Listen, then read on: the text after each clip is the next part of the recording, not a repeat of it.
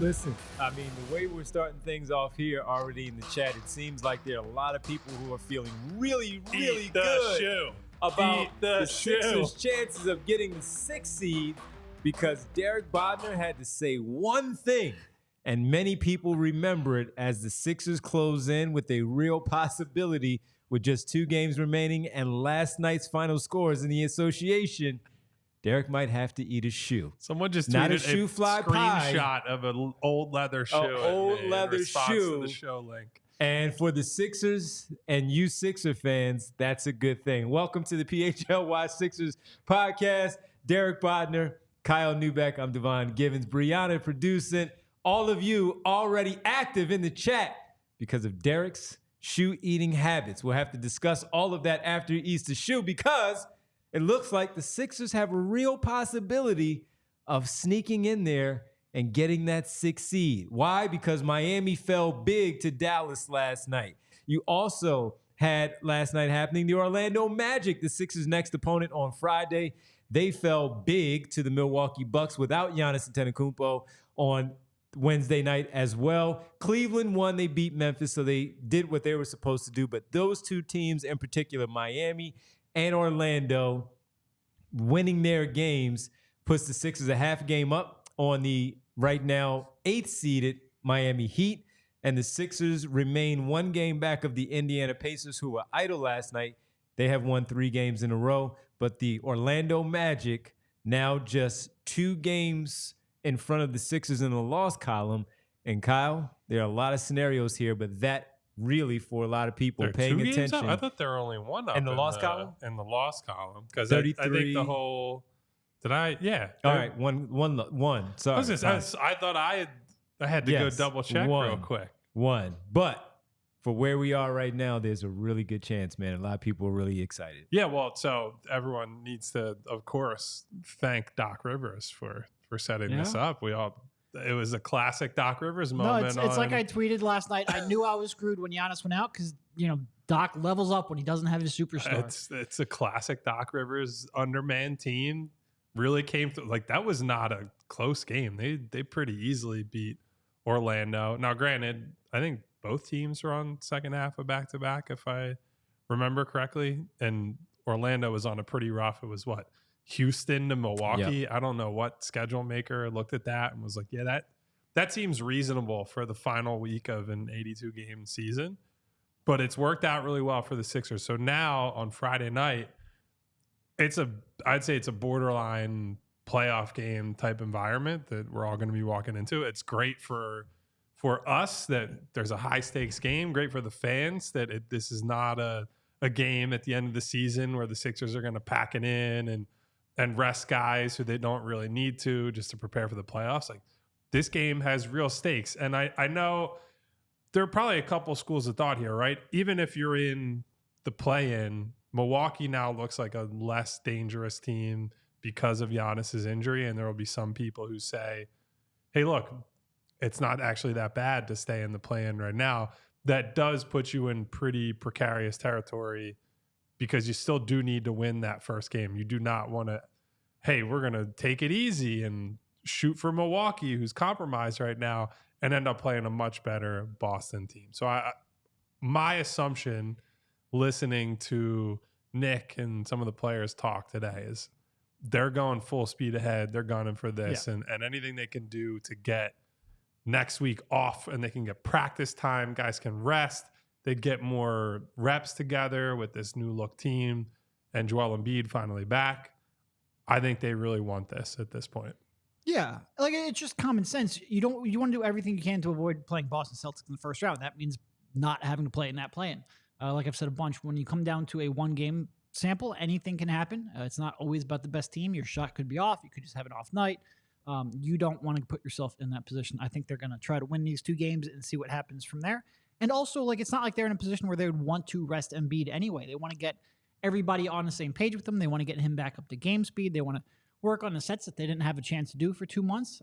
They have players like, what has Buddy Hield spent? Like maybe 50 minutes playing alongside Joel Embiid so far in their careers. They want if they can get another 20 or 30 or 40 of that, along with campaign, along with a whole bunch of people that just have not played much together. So yeah, I think they're going to try to win. I think they're going to play their major players, and it looks like they are. They have a real chance of finishing sixth. And the real part about that, with the eating the shoe and having fun with it, is because, as you said, they might be able to reach the 6th seed, and there was something that didn't look possible. No. Orlando was playing really well, and while you did, we literally did a show called "The Sixers Are a Play-In." Yeah, we had a play-in show. We were ahead of this for a long time about the play-in.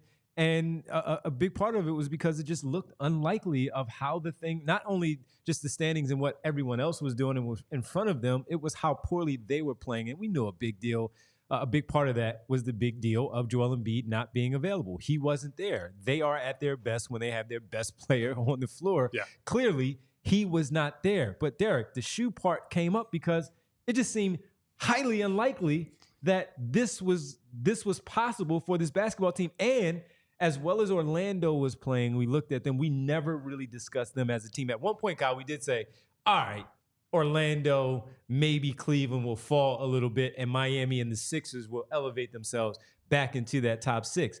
But they kept playing well, Orlando did. And you saw some of the other New York, despite losing Julius Randle and OG Anunoby, still had some decent wins where they kept themselves far enough away. And Indiana also getting back into the mix. And that was why we discussed it the way we did. Yeah, and look, Embiid came back, I think, a little earlier. I won't say than expected, but when you got 6 weeks in, you hadn't really heard anything about him practicing. You got a little skeptical whether or not he would play a significant amount of games before the end of the season. So him coming back when he did, I think, was earlier than most expected. And then they reeled off 6 straight wins. You have someone like Orlando now, I don't want to say stumbling, but coming back down into the pack. It's been a real good turnaround, and then picking up wins over the Heat, picking up a double overtime win against the Spurs without Joel Embiid. It's just been a look. We can joke about eating the shoe, all that stuff. We're going to joke about eating the shoe, and there are no jokes here. I ultimately want to be wrong. I want them to make the playoffs. I want them to have a deep playoff run. Yep. It is both more fun to cover and also better for us as a show if they do well. If I am wrong, that's fine. That's fine. And Kyle, when we got started with this show, and you guys started, of course, in September. I came back a little bit later. Part of it was, though, and you can even include Paul Reed's contract, looking at how things kick in for his second and third year of his contract being a second round visit in year number 1. Everything else kicks in because we're used to this team being good. That's the default mode. Yes, exactly. Now there's been a negative connotation with that, right? But there that's are a lot the standard of what 50 wins and up, and a second round appearance for this basketball team. And even with Embiid down, all right, Maxey playing this way. You have others where the team is deep enough. You make the trades, and you look like you have a solid basketball team where the East is good, but it's not good enough where we're worried about the Sixers not being here. But we talked about it again, as I said to Derek, the way that we did, because he was out. They weren't playing as well, and you see how important he was. But now we're right back in the mix of, hey, this team might be the scariest outside of Boston going into this postseason. Oh, yeah. I mean, I would say if you're one of the top 3 teams, so I will assume right now it'll be Boston, Milwaukee, New York. I'd say unless you're really afraid of like the Miami Heat devil magic, which is a real thing at times, and maybe they just shoot 50% from 3 for 2 straight months again, I doubt it. Clearly the team you want to play the least is Philadelphia, right? Like none of the other teams. I think Indiana will scare some teams just because they're going to run. They'll force you to play their style of ball. And that could get interesting over 7 games, but they've been fairly mediocre basically since the play-in tournament. I don't think that they have the collective experience together. You know, they brought in Siakam as a major piece prior to the deadline. I think they're still trying to acclimate him. The Magic are too young, so nobody's really fearful of them. Nobody's definitely fearful of the Cavs after they got punked last season, and they're kind of sputtering a little bit down the stretch. So, look, do the Sixers have a great playoff track record? No. Does Joel Embiid individually have a great playoff track record? No. But this is sort of unique in that it looks like he's going to head into the postseason with not a ton of tread on the tires. He will have gotten this period, to get his conditioning base up, to test his knee, to build a bit of chemistry, reestablish the chemistry with guys like Maxey, with guys like Kelly Oubre, so on and so forth. And they might be able to just hit the ground running in the playoffs and show everybody why they were so good all year whenever Joel was in the playoffs. So I can't sit here and tell you, hey, they're definitely going to do this, or they'll definitely beat Milwaukee or the Knicks or whoever it might be. But there are going to be some coaches and players who are not looking forward to this matchup, because normally in the East, you have one of those top few seeds. The Sixers have been the beneficiary of this, right? Like, they've been a good regular season team, right? And they've played, the Nets and the Wizards or the Raptors. Not the good Raptors team, obviously, right. The one where they had no guards and couldn't shoot. So they've gotten to beat up on a lot of those teams.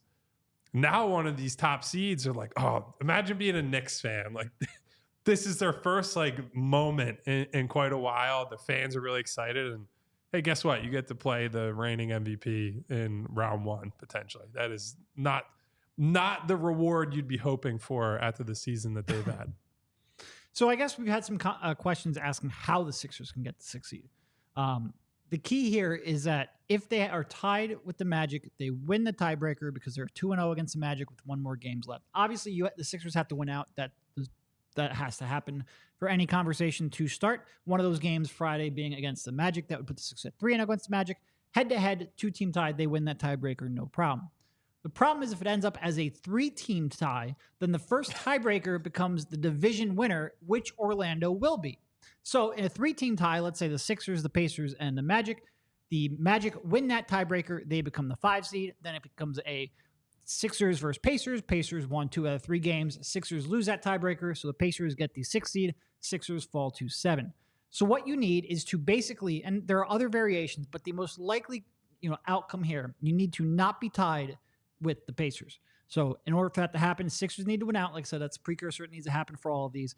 And then the Pacers either need to win out so that then they're ahead of the Sixers and ahead of Orlando, or lose out so they're below the Sixers. That's sort of what has to happen. So again, or there's one other combination. You just remove Orlando from the mix completely. If they lose both of their games, the one Friday against the Sixers and then the final one against the Bucks. So to recap, Sixers win both games, and either the Pacers lose both games, or the Pacers win both games, or the Magic lose their final game against the Bucks. Yes, one of those 3 ors have to happen along with the Sixers winning their final 2 games. That's too much. It's that's not even involving, by the way, a team like Cleveland who's sitting on 33 losses and could potentially also be in the mix here. I knew the Sixers had a 2-2 record against in the head-to-head, so I don't even want to go through 4-team tiebreakers or 3-team tiebreakers with the Cavs. I don't have the mental bandwidth for that right now. The most likely ones are the ones that I laid out. And look, all they have to do is do their part, win their games, and let the chips fall where they may. 8-game winning streak. Even if they get into that 7th seed, Kyle, and they are hosting the play-in, you're still going into that game against the Miami Heat or the Indiana Pacers, Orlando Magic, whoever it might be, in the play-in situation where they're doing so on a roll, though. Yeah. And they're playing really well. So that's something that, look, we all look at them and we have fun with it. And the guys were at practice today can talk about some different things that they heard at practice. But as Kyle said earlier, they're going for it. They're ready to play. They've been playoff mode for 2 weeks, while the others, Miami, yes, Indiana, yes, to a lesser extent.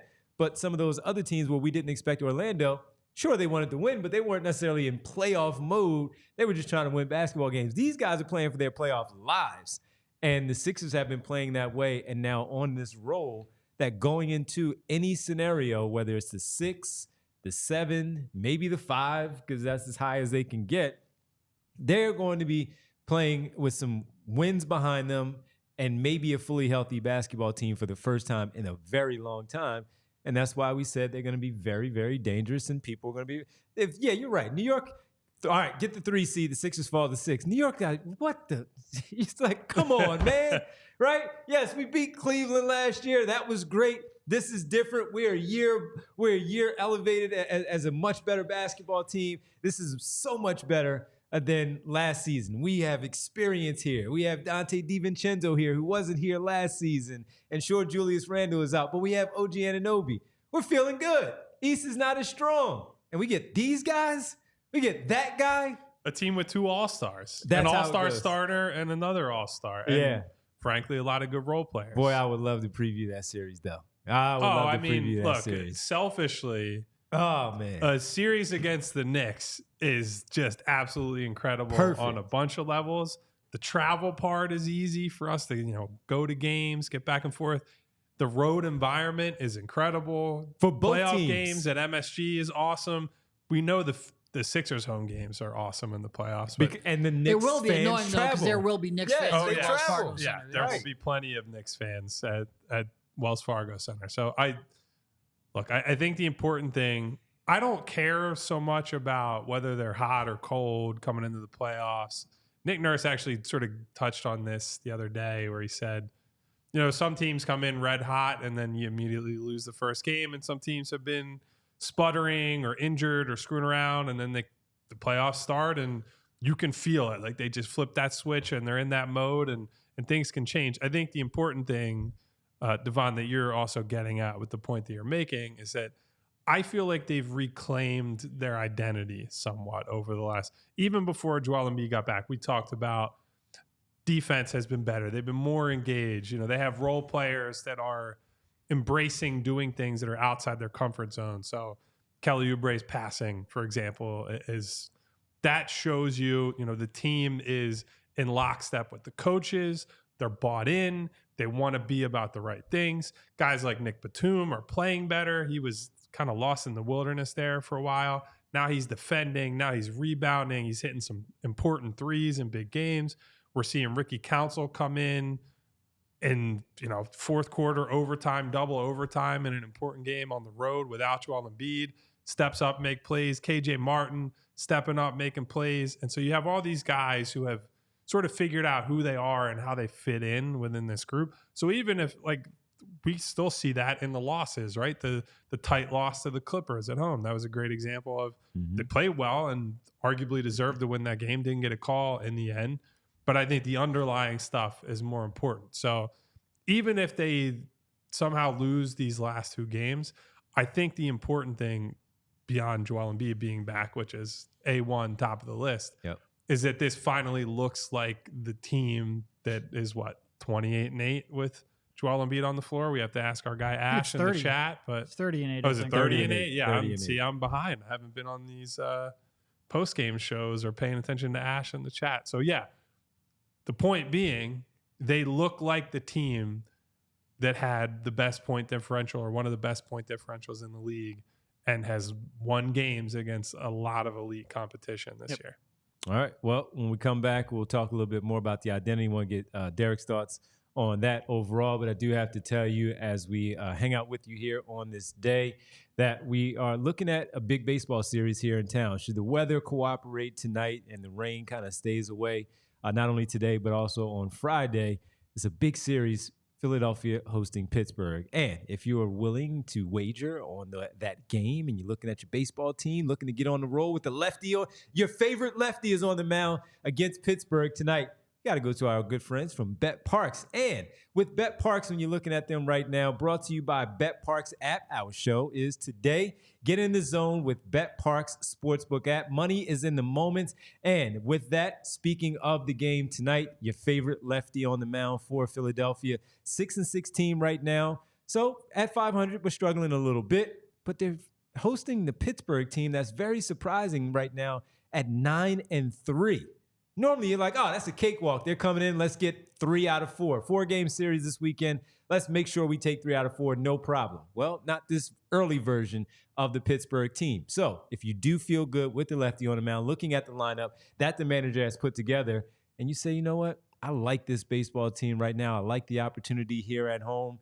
Yeah, your pitcher's going to get 6.5 strikeouts, maybe something along those lines. You might get your star hitter, of course, and number 3, who is going to maybe hit a home run. How about your star shortstop with over 1.5 total bases overall in this one? You can get this in a parlay form on bet apps right now. Over 8.5 total runs combined between Pittsburgh and Philadelphia. And this one is very easy. Just go to the Bet Parks app like I did right here on your phone.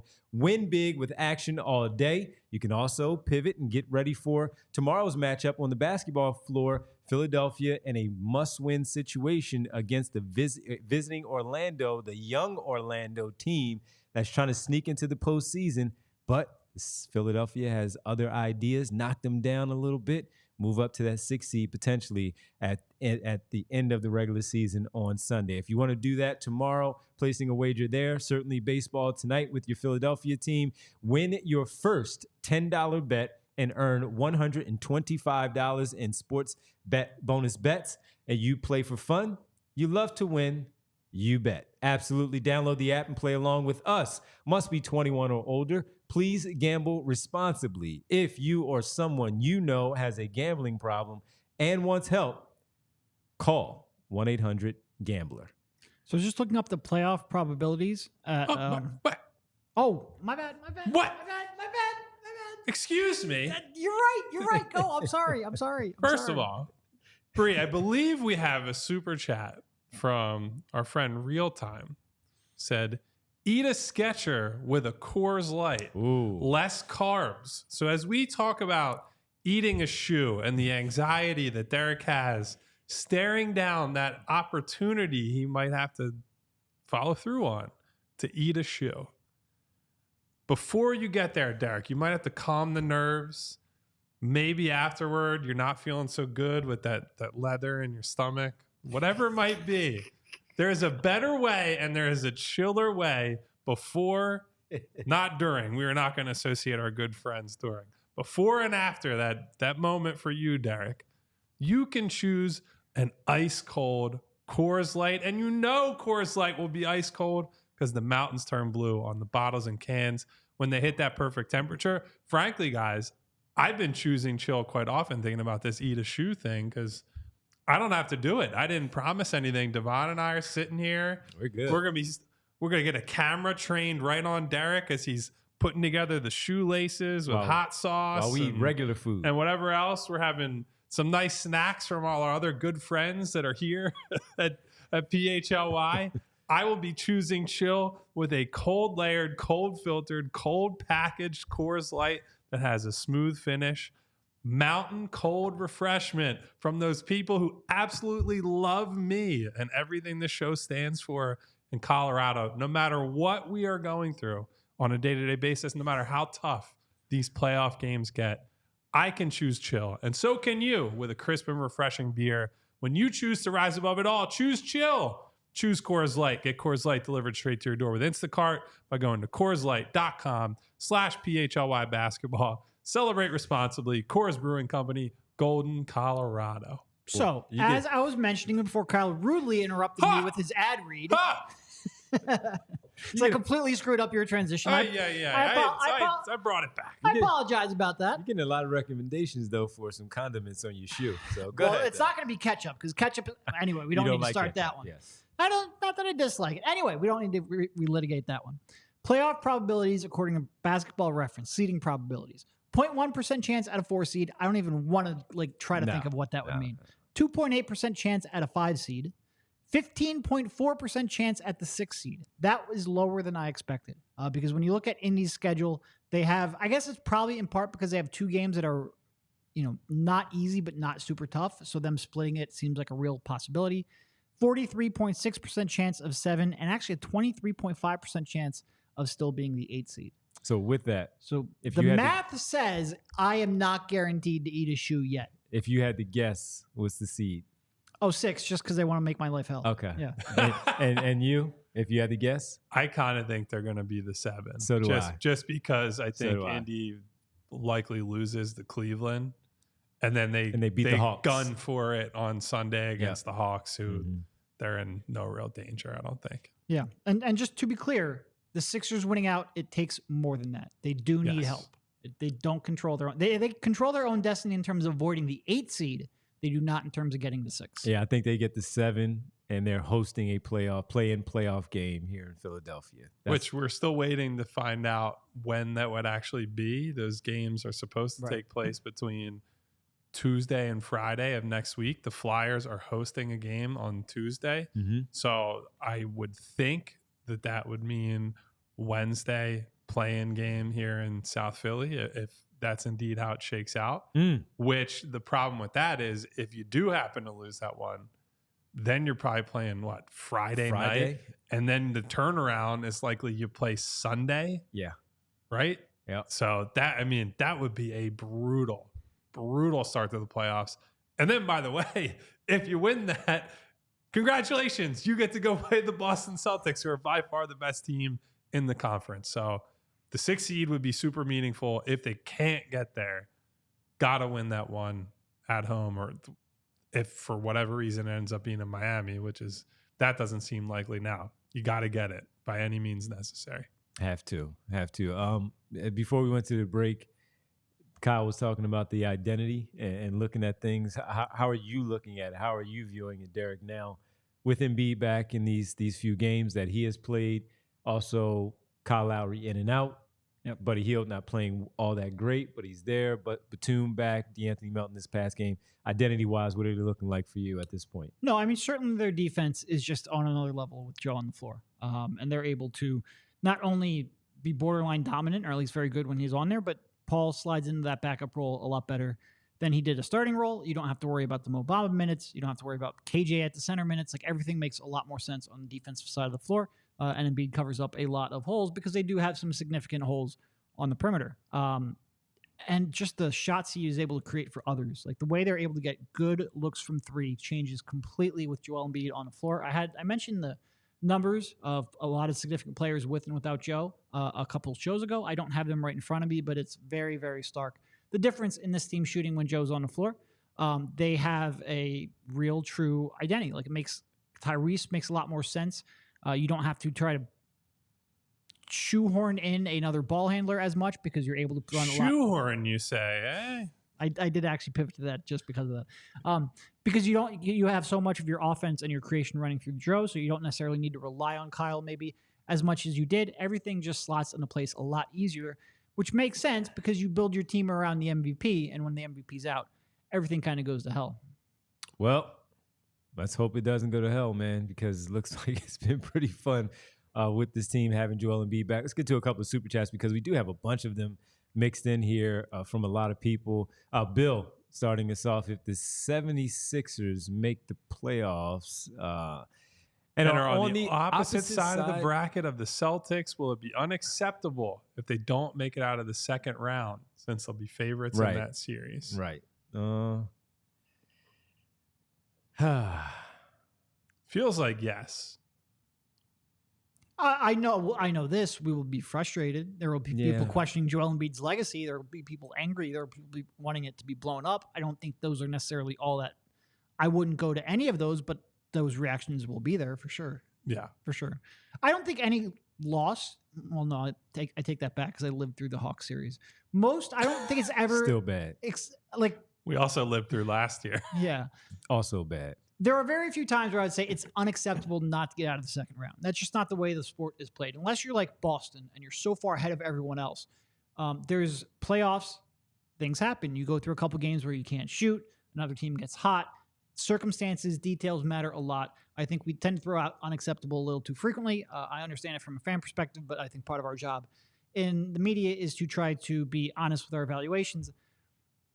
That being said, the cumulative effect of never getting out of the second round hits me a lot harder than any one, again, outside of that Atlanta series, any one individual. Like I said, Joel Embiid's legacy isn't defined by what happened last year against Celtics. He's not defined by really any of those series. He's defined right now by the fact that he hasn't gotten out of the second round ever. You need one breakthrough, and this is a great chance to do so if he is able to stay healthy. Now, we can go back and pick at so many things in each and every one of those series. But you're right. It's just the fact that he cannot get past that white whale of the second round. At a certain point, nobody wants to hear, well, he was sick this time, and his face was broken this time, and his knee was hurt this time. NBA poops in Toronto. It doesn't matter. And that one, in hindsight, is like, that's a little bit of a tougher pill to swallow. Yeah. Like, the real injuries, 100%. I get it. Having like the stomach bug or whatever, I don't think people are. Now,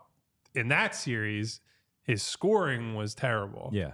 But his defense was incredible. unbelievable. And really the reason he doesn't catch more heat for that series is because the plus minus numbers are astronomical, right? I don't remember what it was, but Joe comes off the floor and they went off a cliff and they dominated all the minutes with him. They were like plus 100 with him on the floor and negative 100 overall total, just pure plus minus with him off the floor. Actually, I tweeted that out at the end. I'll probably be able to pull it up. So Ben Simmons wasn't right when he said, I don't bring up how poorly he played in Toronto. He wasn't right. Oh, when Ben said that, I was like, first of all, you better shut the fuck up real quick about anybody underperforming in the playoffs. But that series in particular, especially because if we really want to go down that road, Ben, do you want me to post the splits for Kawhi in that series? Like you're doing a good job with still Kawhi lighting your team the hell up. So, whatever. He had a phenomenal game 6. He was the best player on the floor in that one to force that game 7.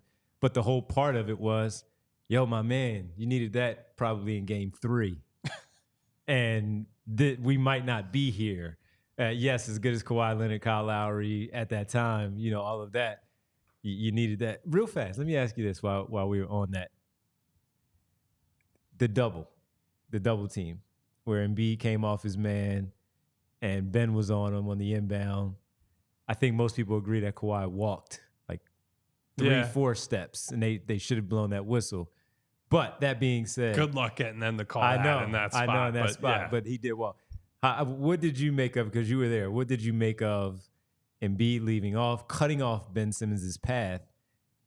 Stay with Kawhi, though, to make the shot tough and legendary and all that. What did you think of that? I mean, I'd have more to say or criticize Joe for if he wasn't right there. He was offering on him. Right. It's one thing if you cut Ben off, who's the faster guy, and you don't get there and you're not in his. You got beat by a great player hitting an all-time iconic shot in the playoffs in the game 7. Like it happens.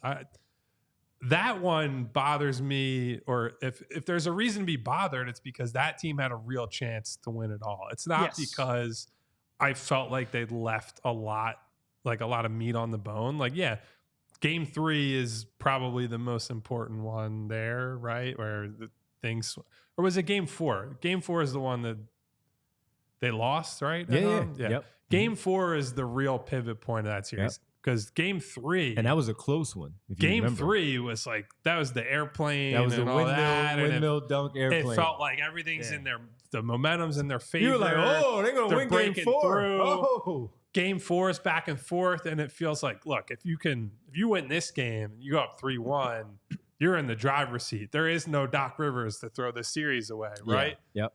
But because it's 2-2, it's back and forth, and then you're subject to a game 7. And unfortunately, the Raptors had the best player in the series, and by a pretty comfortable margin, Kawhi ends up winning it. That's that simple. I didn't ever think that one was. It's frustrating for sure because they basically had 6 playable guys, right? But the way they lost didn't bother me whatsoever. Here's raw plus minus. The Sixers were plus 90 with Embiid on the floor in that series. Again, plus 90 in a series they lost 4 games of 3.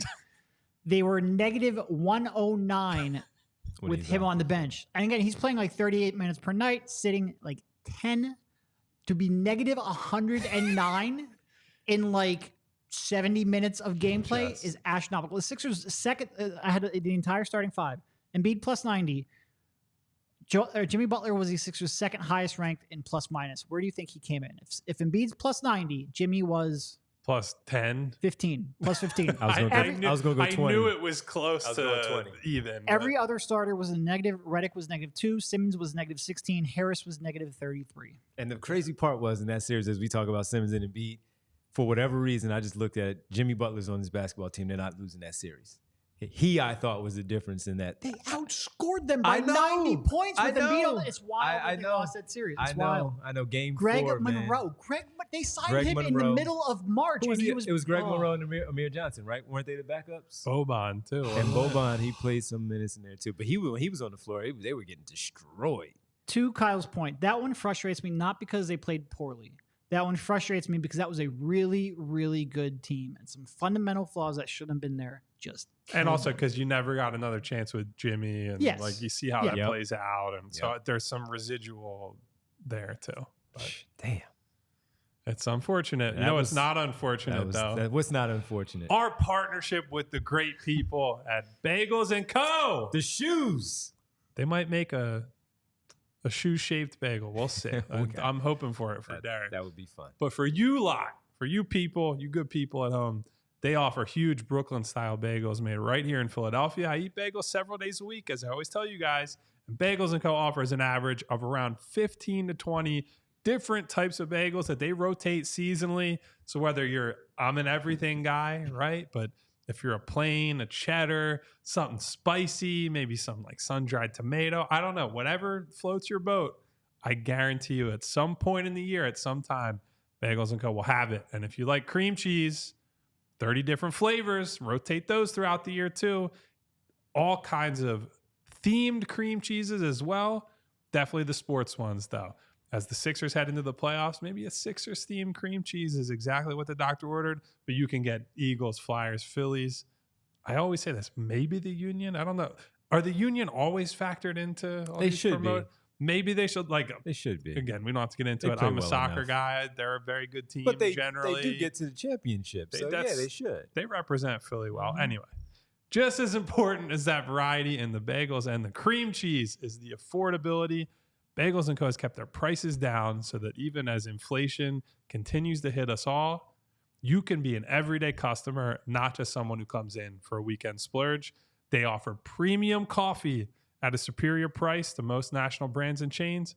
And what's better than a nice bagel and a cup of coffee to start your day? So for the best Brooklyn-style bagels made right here in Philadelphia, head to www.thebagelsandco.com/store-locator to find the closest Bagels & Co. near you. Maybe we can get Ranger Suarez the bagel player of the game tonight, hopefully, if We'll they see. play the game.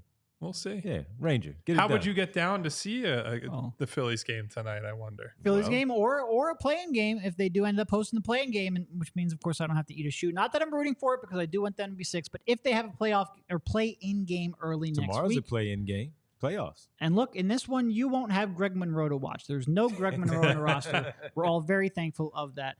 Game time is the place to go. Bamba you get to see. No. There will be no Bamba in the playoffs. Buying tickets to your favorite event shouldn't be stressful. Game Time is the fast and easy way to buy tickets for all sports, music, comedy, and theater near you. With killer deals on last-minute tickets and their best price guarantee, you can stop stressing over the tickets and start getting hyped for the fun you'll have. Game Time is the place for last-minute ticket deals. Forget planning months in advance. Game Time has deals on tickets right up to the day of the event. And the Game Time guarantee means you'll always get the best price. If you find tickets in the same section and row for less, Game Time will credit you 110% of the difference. It's the fastest growing ticketing app in the country for a reason. With Game Time, you get images of your seat before you buy, so you know exactly what to expect when you arrive. And you can buy tickets in a matter of seconds. 2 taps and you're set with tickets sent directly to your phone, so you never have to dig through your email.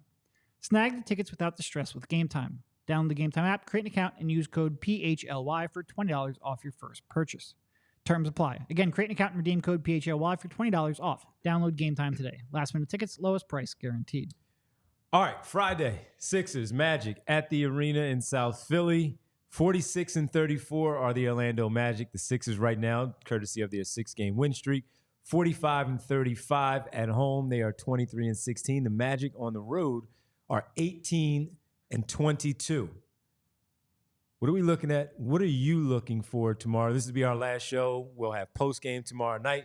But we kind of wanted, because it's so big, folks, we wanted to preview this one against the Orlando Magic. So, Kyle, when you're looking at the Sixers and the Magic going into this situation, again, a young team still the Orlando Magic are.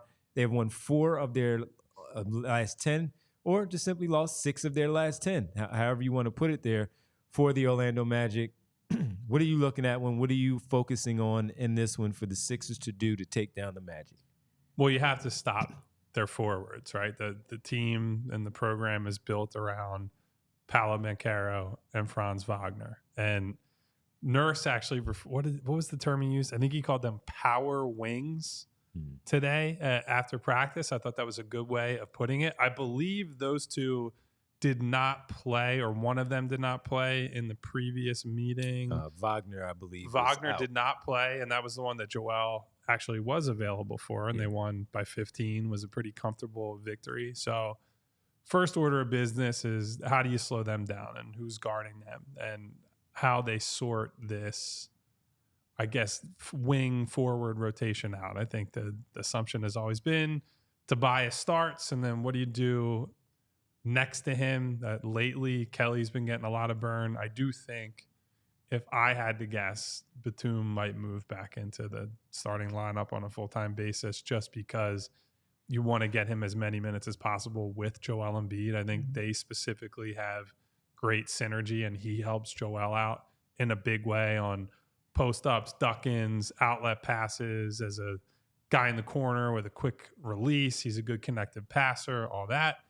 And sort of how do you use him against one of those guys, you would assume. I think Batum, I have concerns about him as the top perimeter defender, which is how he's been used, but mostly against smaller guys. I think in a matchup against Wagner or Banchero, he's certainly well within his wheelhouse guarding those guys. So it always starts with them. I'm never that fearful of, even though he's broken out a little bit this season, Jalen Suggs. Like, I think the next step. Well, I was just going to say, like, his key isn't necessarily he's breaking out offensively and becoming a huge threat, but that he's really, like, he's improved the shot so much that his defense can be just, because he's an excellent defender. So it's being good enough on offense and, play as Derek says, as a spacer to play heavy minutes. But I just think if you can slow down the wings, their shot creation is not quite there. They're like one legit guy away to me from being like, they'll be a fun young playoff team, right? Like, they might steal a game or two off of somebody, I think. But I think next year, if they can make a real move, somebody outshoots their trajectory in terms of player development, what have you, then I think they can do some real damage. But I think the Sixers should win this game. And I think this season they've done a relatively good job with Paolo specifically. Like 100%. He scored 14 in the last meeting. 19 in the first when he was 6 for 21 in that game. Yeah. So they've done a good job all year on maybe not the most important player, like him and Franz are kind of 1A, 1B to me at this point. So we'll see what they do with those guys. Yeah, 2-0, Derek, in those matchups. And they weren't close. They were blowouts in both games. No, I mean, look, this is a really good defensive squad, Orlando. They do a lot of things really well. They get the free throw line. They win the rebounding battle a lot. They force a lot of turnovers. But if you can make this a half-court game, I think you can have a pretty good chance to shut them down. And I think Joel Embiid's really good at basketball. Sometimes it's really that simple. He's the best player on the floor by a long shot. Wendell Carter has nice games against him sometimes, but he still puts those guys in hell where he puts them in foul trouble. I was going to say, he has a nice game by scoring. Some of his Joel's most dominant games have been against, like, one of his first memorable 50 balls that I can remember was against Wendell Carter on the Bulls. And that was a few years ago at this point. So he'll get active on the offensive glass. The one game he had 25 off the bench. And that was against Joel Embiid. But on the other side, Joel had 36 with one personal foul when Wendell Carter came off the bench and had 4 personal fouls. Not to mention, they started, how do you say his name? Batazi? Is that? What is it? Gogo? I think it's Goga Batazi. Yeah, he had 4 personal fouls. So he puts them. But I could be butchering his name for all I know. So I'm not laughing at you as much as the general. You said it more confidently than Devon, so we're going to go with it. Yeah. How about that? Foul trouble is his name because that's what Joel Embiid does. He puts those guys in foul trouble. And Derek, I know I cut you off. And I'm sorry, but he does give them problems at that 5 spot. So you know what's going to happen. They're going to throw multiple bodies at him. Look, Orlando doesn't shoot a ton of threes. I think they're bottom 5 in both attempts and makes. As long as the Sixers don't lose the possession battle by a ton, I have a pretty confident they should be able to pull this one out.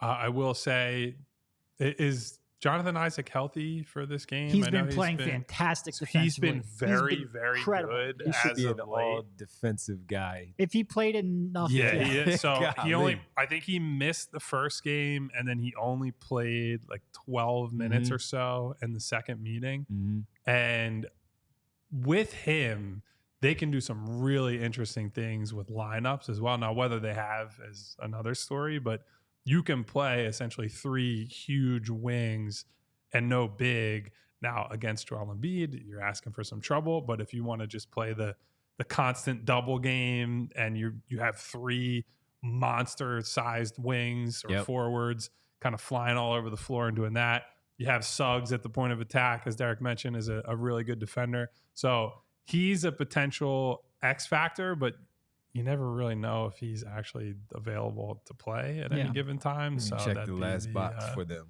while you talk. Yeah. So that's somebody I'm looking. I just pulled up his basketball reference page.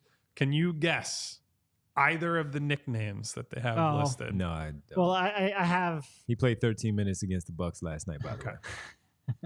I don't know. I have the page up, so I can't guess. One of them is Judah.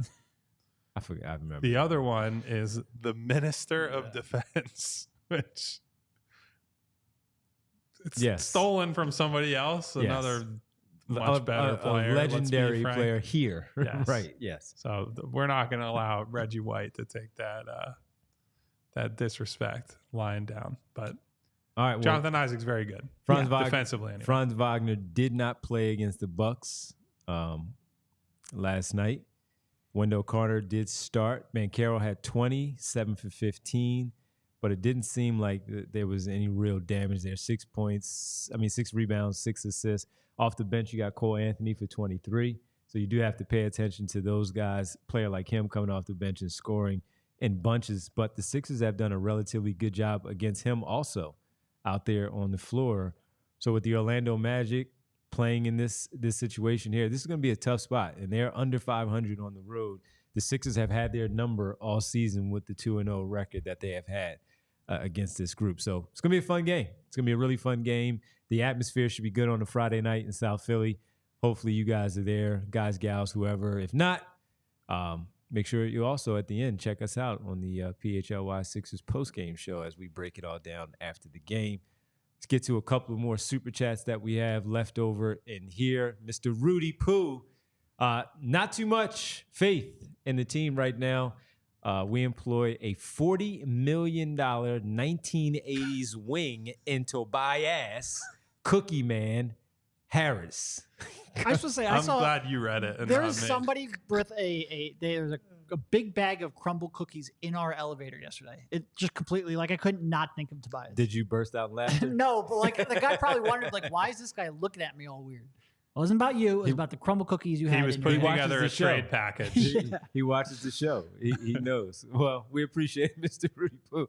And to his point, though, I think we collectively have more confidence in the Sixers, right? I think so. I don't think none of us are sitting here saying, oh, they're going to win the title or even they're going to win the East. But I think they have reasonable chances to beat anybody they might play. Even with him on the floor. First round. Even with him. Tobias, as Mr. Rudy Poo anointed him. And by the way, again, people, he's not coming off the bench. So he may play less minutes, but he's not coming off the bench. It ain't happening. Yeah. Final one from Sanj here. I was going to ask Derek this, so this is perfect. Is Ricky Council's contract going to get converted, or is he not in the playoff rotation at any time at all anyway? Is it a tax issue? So I have to double check. I don't believe it's a tax issue. It's also not a preserving cap space for next season issue, because whatever they sign him to, it's not going to be much more than the minimum salary. He's not gonna all of a sudden just give him $3 or $4 million a year. Right. It would be a multi-year at or just barely above the minimum kind of thing. You're going to get hit with an incomplete roster charges anyway, which is going to be close to what that would have been. I can't imagine that it is a salary cap issue or a cap space issue for next summer. My guess, and this is just a guess, is that the Sixers are trying to get him on a very fortuitous deal for them, a 3-year deal at the minimum. A lot of young players don't necessarily want to sign that because you lose a lot of control. We'll see what happens. But no, if he is not converted to an NBA contract, I'm not going to say it won't happen, but you certainly don't have any indications that it is close. If he is not converted to an NBA contract, and again, I almost hate using the word converted because it sounds like it's just the Sixers' option, when in reality it is a contract negotiation with two sides. If that does not happen by the end of is it the last day of the regular right? season? Yeah, Sunday. He will not be on the playoff roster. He can be around the team. He can be on the inactive list, but he cannot play. That being said, I don't think he's in the playoff rotation. Like, No. would he be on the roster if he's converted? Yes. Would you expect to see him play meaningful minutes? No, I don't. Well, the way we were talking about it was just simply rewarding the guy for playing the way that he did, not only with the Blue Coats, but when he got some time for the Sixers in those games, especially that stretch that we really pumped him up. It was because of how important he was in helping them actually win those basketball games. So that's where, of course, a lot of it, I think I can speak for these guys, really has come from. What do you think, Kyle? We were all surprised that Jeff Doughton got the standard contract over Ricky Council. But as Derek alluded to, maybe it's just really a contractual thing where they don't want to sign that contract. Yeah, and I do think if you're looking at it from a roster perspective, they have more guard depth than they do like true trustworthy wing depth. But that's only really from a regular season perspective. If you look at if Lowry is going to be a starter, we don't know if Anthony Melton is going to be able to stay healthy. I don't trust Campaign in the playoffs. And Doughton is clearly a guy that Nick Nurse believes in, trusts, had him in Toronto, brought him in here. And I think he was just, frankly, more comfortable taking the rest of the season deal. And Right. We'll see with Ricky. Ricky is behind, as far as we can tell, KJ Martin at this point in the rotation. So it doesn't feel like they have the same urgency when you do have Tobias, Batum, and Kelly Oubre are going to play the vast majority of your wing minutes. I still think if they can get him on a deal, it would be advantageous for them. Just it's better to have him than nothing, essentially. Right. But Not, right. It's about getting him on the contract they want versus what he wants and the competing priorities there. So we'll see. I haven't heard much about it, but as you guys point out, deadline coming up. And Smy Guy in the chat asking what would, if there isn't a contract, what would his status for next year be? He would be a restricted free agent going into the summer. It was a 1 year, 2-way deal that he signed. Don't want to see that guy leave. But it would be restricted. And Yeah, I think yeah, it's probably sure. part They of the can reason match why the Sixers don't necessarily have urgency. If he's not willing to accept the contract now, they still have a chance to bring him back. If you had that to, might be a $5 million swing pass from the Danny under the rim. Ainge? I don't know. Yeah, Danny Ainge would be the guy to put the screws Paul there, or Reed, Troy man. Weaver, somebody, some a-hole Well, out there. Troy Weaver has a different big forward to go out hunting for. the $40 million man. That he is. Man. Jeff Doughton campaign, you said you don't want to see him on the floor. If you had to call a number backup minute wise, because someone got in foul trouble and they had to go with a point guard, you calling Campaign's number or you calling Jeff Doughton's number? Probably Campaign, but I would Depends not, on the matchup. Yeah, I would not feel good about it. I would say that. Okay. All right. Well, we also, since we started this show off with a lot of shoe talk here, that was fun, making fun of Derek. But there was also something fun on Now we get to make fun of me. Tuesday. Was that Tuesday, Derek? Tuesday was the last game. Yep. So the last game was on Tuesday. And if you were here with us, It is weird. We did 2 shows in a row with Kyle. That never happens. never happens. Well, Very get rare ready for these the off days. season because then it's 5 days in a Then row. you're stuck with me. We make fun of Kyle now because if you were with us on Tuesday night, we were talking to him from the arena following the big win, and then he just froze. What happened? We blame it on the arena and their internet service. Nevertheless, he froze. And immediately, Derek and I were like, Bree, clip that. Well, you guys clipped it and had some fun with it. Our good friends who are in our diehard Discord, which, by the way, if you're not, this Shame is on the you. type of insanity that you're missing out on that you're about to see. So a still shot. I believe Aaron was Aaron, what up? the one who posted the actual screenshot. Somebody then put it on a transparent background. And now you get to feast your eyes on some of the beautiful Photoshop creations from some of your fellow diehards Of the award-winning, and listeners right to the here. show. So super producer Bree is going to throw some of these up on the screen. Look at that There hair. I am as Gurney Halleck. Fantastic. In Dune, there was some debate from Yish in the Discord where first he thought I was Gurney, then he believed I was more of a Stilgar, and Derek is more of a gurney. So, you guys who are real Dune heads can dive into that one. But there I am. By the way, unfortunately, not getting Dune 2 money, but very few people are. By the way, I'm a big Rebecca Ferguson person. She's rocks. fantastic. Yeah, she's cool as ever. All right. Here I am, front row seat for the Kawhi shot in Toronto. I've told you guys often I was there. We were. I just happened to be a lot closer in this Photoshop than. And by the way, I got done dirty here. I don't remember who that is. I'll have to pull up the. No, I don't want to watch that play. The microphone piece is in the shot, and it makes it look like I have a ridiculous, like one of those like guy from Port Richmond, a long goatee beard thing, and that is not me, obviously, as you can all see. So there I was there. I think we have a couple more. I don't know what is happening there. I am way too close to the Doc Rivers. I don't know why I would be sideways by Doc's ass in this clip. Well, you were always on his ass when he was here. It's just not that way. Maybe that's what was trying to be communicated through that one. Oh, man. And here's the best one. This was when I was amongst the people in colorful Colorado. On the scene with all of my hated enemies in the state of Colorado, the Nuggets fans. There I am. Save that for the finals, Derek. There were some more, but those I think were probably those are the best ones. So I enjoyed those. Derek, what was your favorite of those four? I think the Dune one was probably the most well done one, but I think the Colorado one probably worked the best. I like the Doc Rivers one because not only could you just be there broadcasting from the side like this, but it was also that could be on the side of the scores table. You know how you flip the advertisements, and Kyle was there with the PHLY Sixers and this is how I envision it. And they have, instead of me and Derek, they just have Kyle there holding the mic. By the way, there's also somebody made a GIF of my frozen face spinning. That I believe Aaron said, this is going to make me sick looking at. He said this one is epic. The spinning head Kyle is epic. Yeah, that one.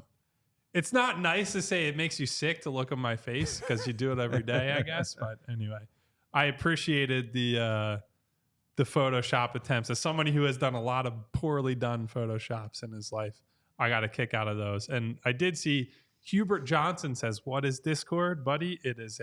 It's chat. Unified chat platform. It's access to our Discord, which has sections for the Sixers, the Eagles, Phillies, Flyers, Union. We have some college stuff, but we've also split off into, there are pop culture chats, there's video game chats, movie chats, all kinds of things. And you only get access to it by signing up for our Die Hard program, where you get a free shirt every year, free shirt or a hat, I believe it is now.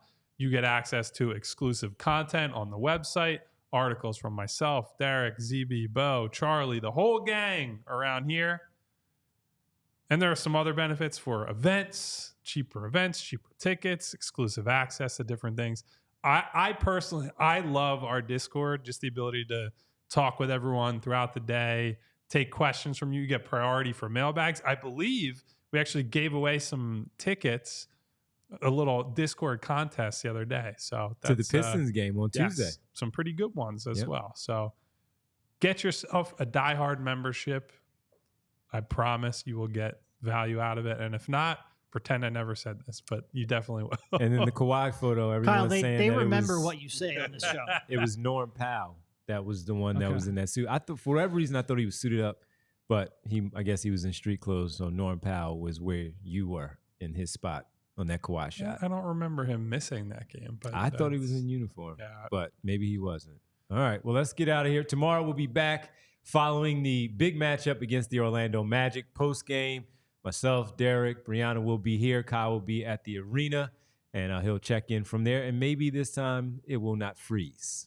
Who do we have? A lot of people to thank. We do have a lot of people to thank. Nice active chat today for a off-day stream. We love that. In the future, we're going to have a lot of those once the playoffs are over. So looking forward to this. We got Aaron. What up, Aaron? We got Vincent. We got Chi. We got Daryl Morey's Yams. That is not a combination of words I ever thought I would say in my life. We got Ray Burrows, Rick Morse, my girl, Winona. What up, Nona? In Orlando, by the way, repping the Sixers. Hey, we got Provolone John. We got Hubert Johnson. Our guy, Al. Hubie. 2-minute warning. What up, Al? Val Host. What Val. up? What up, Val? We got Neil Deaver, Liam Stevens. Who else we got in here?